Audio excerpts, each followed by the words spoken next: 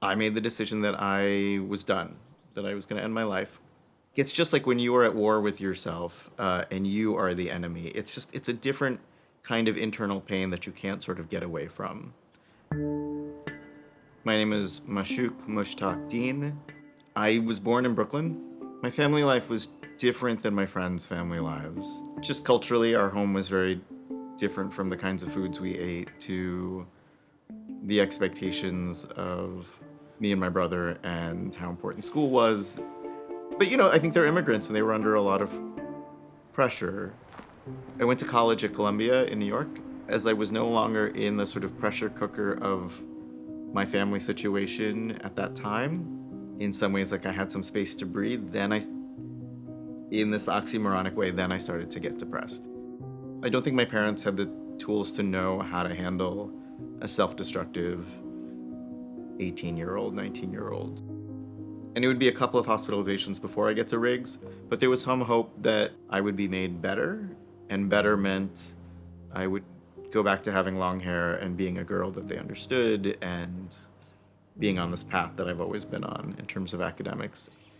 And that is not what therapy is really about. Riggs is really different in a lot of ways. One is the open setting. Is to be in treatment at a hospital and yet have the freedom to walk down the street and get an ice cream cone or go get dinner with a friend or take a walk.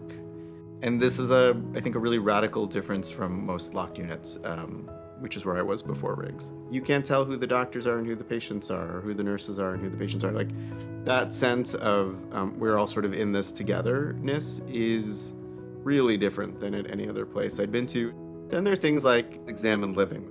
Examined living is we are all in community together and we can sort of continuously be thinking about how we are all in community together. Or thinking things like, if you were to end your life, someone's gonna find you. What would that be like for them? Like, how would that affect them? Would that traumatize them? Like, it's not fun to think about things like that. But I think it's useful to remember that that we're interconnected. And I think a lot of people come in with trust issues, and that's normal. But you will get the most out of it if you can participate in the community. And that means wrestle with the community and be angry at them or like them and try and help. It means just being involved and putting yourself in it and then seeing what happens. Life is messy. It's muddy.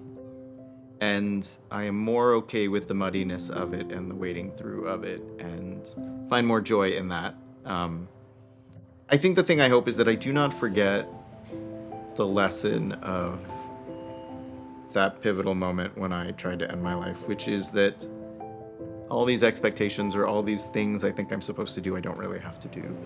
And to allow myself to be surprised by what comes and to enjoy the moment as it is instead of trying to make it a different one. And I want to enjoy the ride.